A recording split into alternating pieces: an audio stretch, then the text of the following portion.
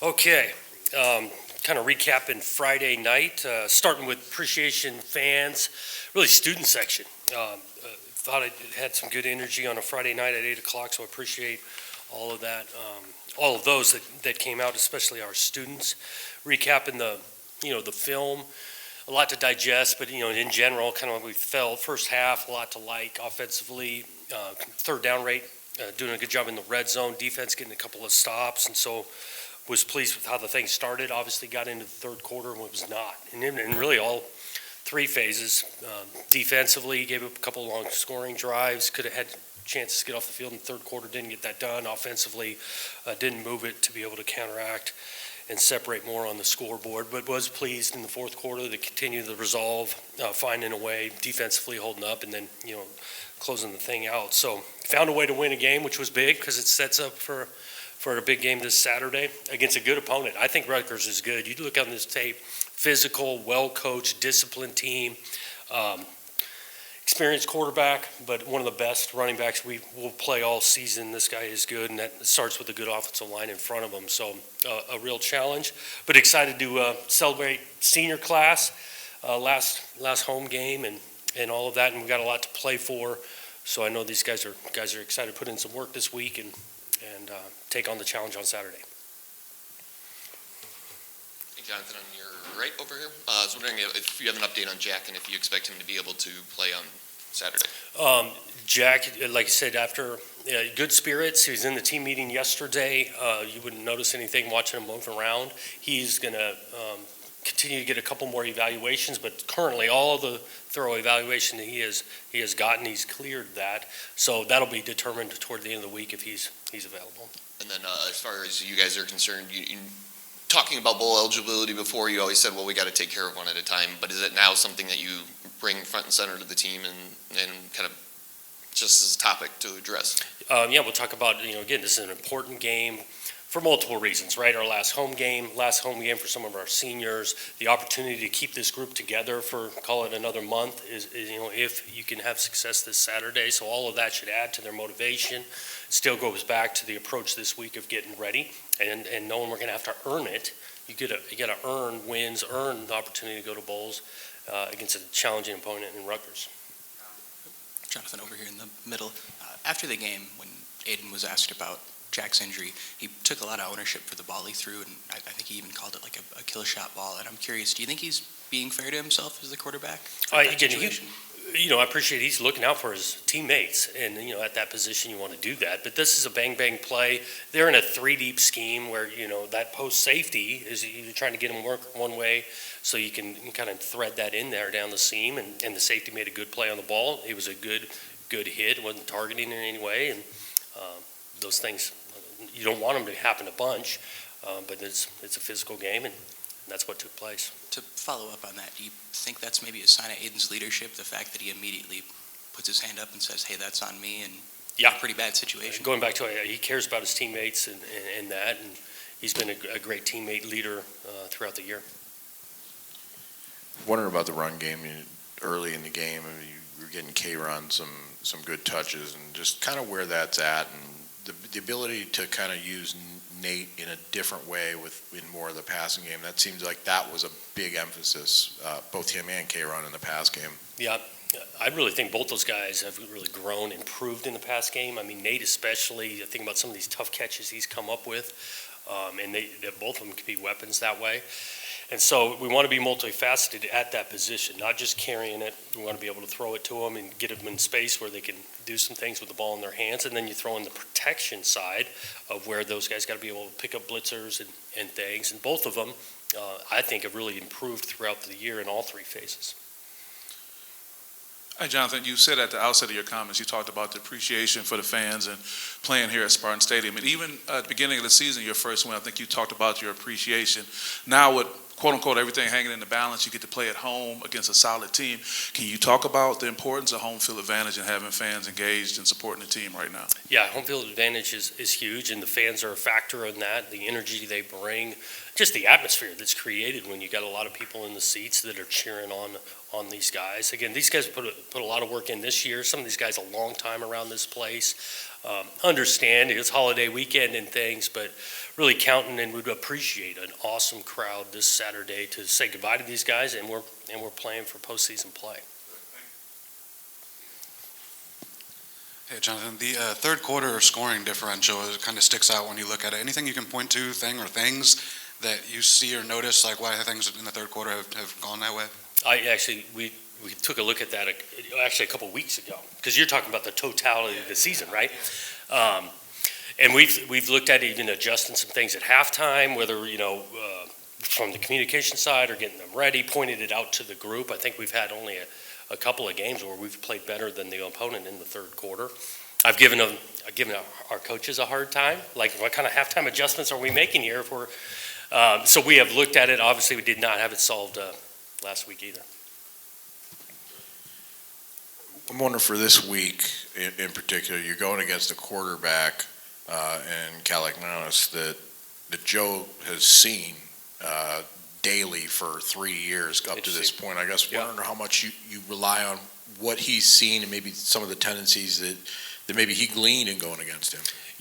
We haven't talked specifically on that, me and Joe, on his history. I know he's a good player, experienced, done a nice job with the ball. You look at these guys' turnover ratio and things like that, but I don't know. I'd have to ask on Joe's end how much he's leaning into his past experience. It is. Dynamic that, maybe 2-3 years ago doesn't exist, but now with the portal, it seems like it's. Right, especially at the amount of time he had, those two had together. There's got to be, on both sides, right? Not just us, and kind of Joe having some experience of knowing maybe some tendencies or talent. It's the same way on the quarterback side. Jonathan, I was wondering what you thought of the end of the Rutgers-Illinois game as a coach in a situation like that where obviously it backfires on them. Yeah, that's a little bit how these things can backfire, or it can be the right play. The guy bangs the thing through, you call timeout, it's the smart move. And so, you call a timeout. I've been in that situation. I've done that before.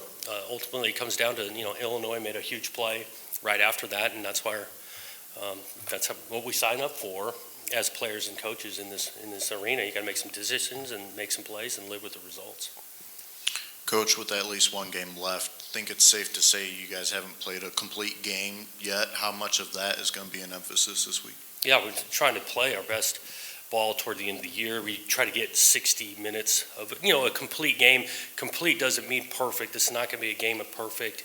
Even looking at last week, there's going to be some punchback, momentum changes in games, and then we need to be able to answer that.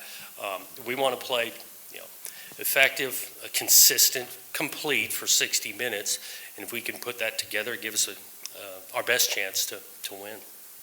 Jonathan, I'm curious what effect a bowl game has on recruiting these days. I know players have a lot more to think about, a lot more to play for in their careers, but what do you think the effect of a bowl game might be for recruiting these days? Well, I think it shows, the progress for us individually here in year one. You'll be able to show some progress, right, and momentum moving forward. You get more time with your current roster, and I do think the current roster helps a ton in recruiting. And so it means a lot to be able to continue this group working together that helps build for the foundation of the next groups to come. And then we've heard a lot about Maverick Hansen as a leader in the locker room, and I'm curious what your experience has been coaching him this season.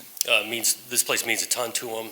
The team means a ton to him. He had one of his best games this last Friday. That's another reason you talk about the motivation for this game. A guy like that to go out on a winning side in his last game in Spartans Stadium would mean a ton.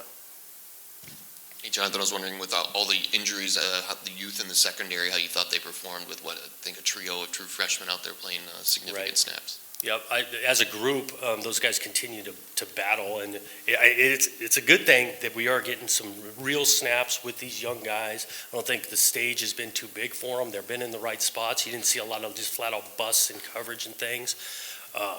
We're optimistic on some of those young guys you're mentioning with Jalen and that crew, that these guys can be good players here for a long time. A follow-up to that, do you expect any of those guys back with Rucker and Tatum or, there's so many of them. Spencer, that was the other one. Right. Spencer, no. Brantley, no. Tatum, no. Rucker, no, this week. And how has that juggling act been, you're obviously on the offensive side, but as you're seeing that, how has that juggling act been to kind of, I guess, put the Band-Aid on there? Right. It's not easy, but I do think these coaches, Blue Adams, Demetrius Martin, Joe Rossi overseeing the thing, they've done a nice job of because we've had them go down within games, and that the next guy needs to be able to get out there and be ready to play. And they've been ready. And, I go back to just the flat-out assignments. They're in the right spots. They know the calls. Motion goes across, and the adjustments get made. We haven't had a lot of blatant busts out there, and sometimes that shows up when you got newcomers in the game. And so they've managed it. The guys are still playing hard. They're still practicing, staying locked in the meetings. And there probably adds to some motivation that guys have actually gotten in the game and been able to perform. Jonathan, you mentioned a couple times lately, how much certain guys, if they've been around a while here, have been through a lot. I'm wondering how much your sort of understanding and appreciation of their journey has grown over these 11-ish months, I guess, now. And do you think that has any effect on, you guys, pretty across the board, everybody's said that the buy-in has always been pretty high for you since you guys have got here. Do you think what they've gone through sort of helped them turn directions pretty quick and buy into what you guys were trying to get done here?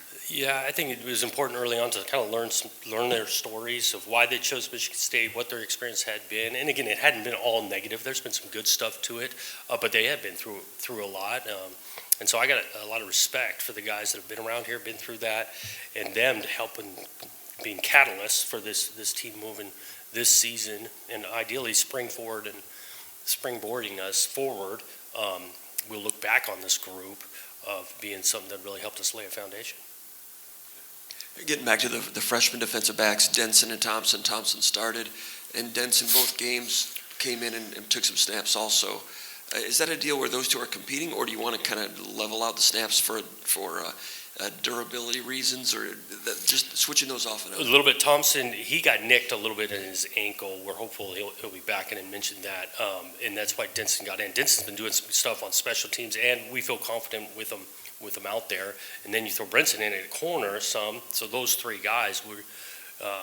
I'm not saying one's like way above the other. We feel good with all three of them getting snaps. Also on Childs, each week you're probably evaluating how he's doing with his reads and progressions and decision making. How did he do this week in the first quarter, third quarter, and so on? How did he come out? Yep, pretty solid. Inaccurate early on a couple of easier throws that he's capable of making. He's done taking care of the ball. You talk about decision making the last couple of weeks. That's been great. You throw in the added offense that he gives us with the pull game and the run game, and extending, scrambled a couple of times. So overall on his decisions, I thought he showed a couple of maturity reps too of getting through his progression. Right, whatever. Started on the left, worked 1, 2, 3, all the way to 4, which was great to see when he was getting some protection. So yeah, there's progress there, and I do think he's improved throughout this year. Thanks, guys.